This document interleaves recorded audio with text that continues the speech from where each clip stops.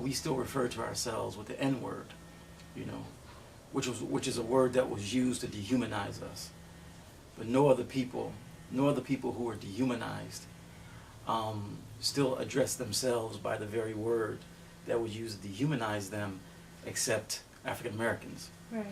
We still do that. And so even to this day, the issue of our own inferiority complex is an issue that still has to be grappled with.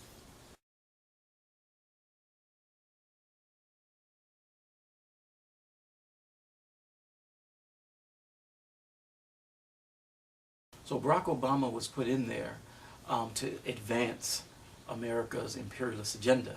If you notice, he escalated his attacks on other Muslim countries. It escalated. He began to do things that George Bush didn't even do, like killing American citizens. Now he's bombing black African countries. Now imagine a black president who's bombing black African countries. And the only reason why they can get away with it right now is because he's black. Right. If it was a white president bombing black African countries, it would wake up a lot of black people around the world, because they would see the contradiction. The contradiction is clear, but it's harder to see when it's a black man with a Muslim name, right, who's bombing black African countries. So that's why Barack Obama was put in there. It had nothing to do with the abatement or the lessening of racism in America, but it had everything to do with being allowed to advance their agenda, that there would be people who would be put to sleep as a result of seeing a black man in the White House. Having a slave name, in itself has a power of suggestion to it, right? Like in Islam, the Prophet, peace be upon him, said to name your children good names, because of his understanding that a name there's a power of suggestion in a name. So if we're walking around here with slave names, then that's obviously going to fuel into us having a slave mentality. Right. And so for many of us who became Muslim, one of the first things we felt we needed to do was to change our names. And so we went from having a name that basically showed that at one point in time our ancestors were owned by some other human being, to a name that shows that we are now the slaves of God. Mm. In order for a person to be a slave, they have to be convinced that they deserve to be a slave. They have to think like a slave of man, a slave of man. Because there's being a slave to man and there's being a slave to Allah, and those are two different things. So when you're a slave to man, what happens is that you have to be convinced that you deserve to be treated in a negative way. So you have to look at yourself in a negative way, right? Mm-hmm. And that's what the word nigger is about. It was designed to make a people to look at themselves in a negative way, in such a negative way that these people would think that they deserve this treatment. And so the slave mentality just has to do with people viewing themselves as a throwaway people. It was a period whereby militancy was looked at as a good thing. Now it's like you say the word militant and people get scared from the word. Martin Luther King talked about the beautiful militancy among the youth. You know what I'm saying? So militancy and standing up and being defiant was something that we were taught to do, and then we saw some of the quote unquote celebrities doing the same thing. The music was talking about it. The famous athletes like Muhammad Ali, Kareem Abdul-Jabbar, Jim Brown, and other athletes who were standing up, in a militant way, and so this was something that we were just taught to do. Don't let anyone make you feel bad about who you are, and don't let anybody disrespect you based on who you are. That type of thing. That we were taught to stand against racism, stand against all forms of injustice. In America, rich, white, corrupt, racist men run the country. Their main threat, their number one threat, is the black man. That's their number one threat. So therefore, the black man's image has to be assassinated. kill the men, spare the woman.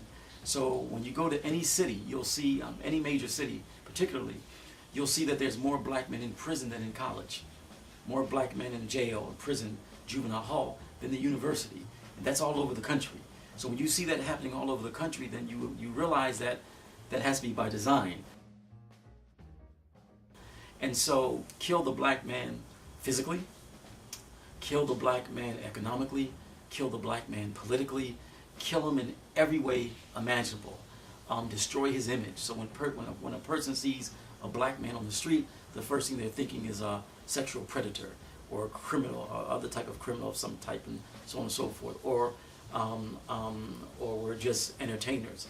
Matter of fact, if you ask most people, are there more black professional athletes in this country or more black professional doctors, most people, I don't care what color they are, including black people, would say there's more black professional athletes in this country, when in actuality there's more black professional doctors.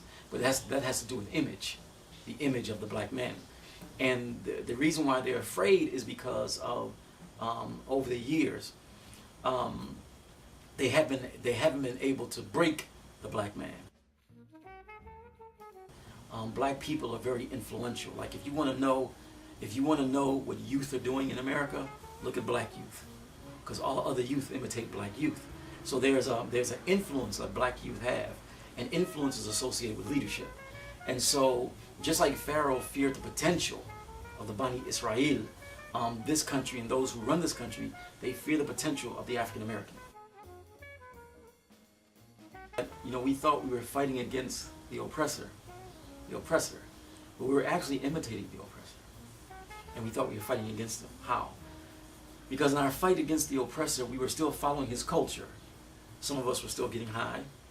We were into drugs. Some of us were into the boyfriend-girlfriend culture. You know what I'm saying? It's like the culture that we were following was his culture. Right. So how can you fight against someone and win against them if you're following their culture, if you're following the way that they think? And so, for example, if a black person takes the image of Santa Claus and paints that image black, right? That's not an alternative. Mm-hmm. You know what I'm saying? They're actually imitating what they think they're fighting against. What they have to do is get rid of the whole concept of Santa Claus, right? So if they just stay with a black Santa Claus, right, they're actually imitating what they think they're fighting against. And many oppressed people do that. In their struggle to be free, they'll start imitating the oppressor. Because some people will say to African Americans, just get over slavery and that kind of stuff, just get over it, right? But here, let me just give you a couple of examples why we can't. Let me give you 3 examples why we can't. Back in the day, in the days of slavery, it was against the law to teach a slave how to read. It's against the law to do it, right? Now flash forward to today. Now they can't make a law saying you can't teach African Americans, but what do? You give them the worst schools. You give them the worst schools. So when young African American youth come out of these schools, they're not reading and writing at a 12th grade level. You know what I'm saying? And many of them are dropping out. So that's the equivalent. That's the up-to-date equivalent. Against the law to teach them how to read. Flash forward, give them the worst education. Another example. During slavery, the plantation owners used to allow liquor salesmen to come and sell liquor to the slaves, right? Particularly on Saturdays, right? Saturday nights, right? To sell liquor to them, right? That was allowed, right? Flash forward, liquor store in every corner in the black community. Those are connected. And lastly, the most obvious one, slavery is still allowed in this country. According to the Constitution, slavery is still legal, right? So back in the days of slavery, you had slaves, chattel slavery. After chattel slavery, right?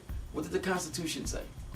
Neither slavery nor involuntary servitude, except when used as a punishment for a crime. So according to the Constitution, you're allowed to use prisoners as slaves. Who's mostly in the prisons? Black people.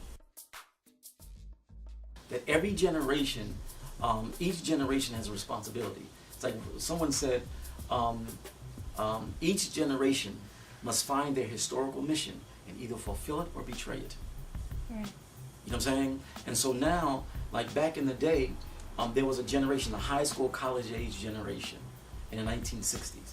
The high school, college age generation in the 1980s, particularly in the early 80s. Now, that same generation, the high school, college age generation, you know what I'm saying, it's their term. That one, they have to realize that that they have to stand up against injustice, against this corruption. But while they're standing up against that corruption, they have to deal also with the corruption from within at the same time, because they have to realize and understand that they've been corrupted. The drug culture, as I said, the boyfriend-girlfriend culture, which is nothing but fake marriage, and you don't play with marriage. The materialistic culture, the latest LeBrons, the latest Kobe's, and so on and so forth. That materialistic culture, the culture of hating our parents. You know, as soon as you become young adults, you're supposed to hate your parents. These types of things. So there has to be a recognition that, you know what, we're being corrupted, right? And so while they're dealing with the outside corruption of a society that's gone crazy, and helping to right those wrongs, they have to be dealing with the internal corruption as well. So it's their turn, and either they're going to get involved and play that role, or they're going to sell out, because that's how critical the times are getting. Either you play the role that you're supposed to play, or you're going to sell out, or you're going to become like the very people who you speak out against.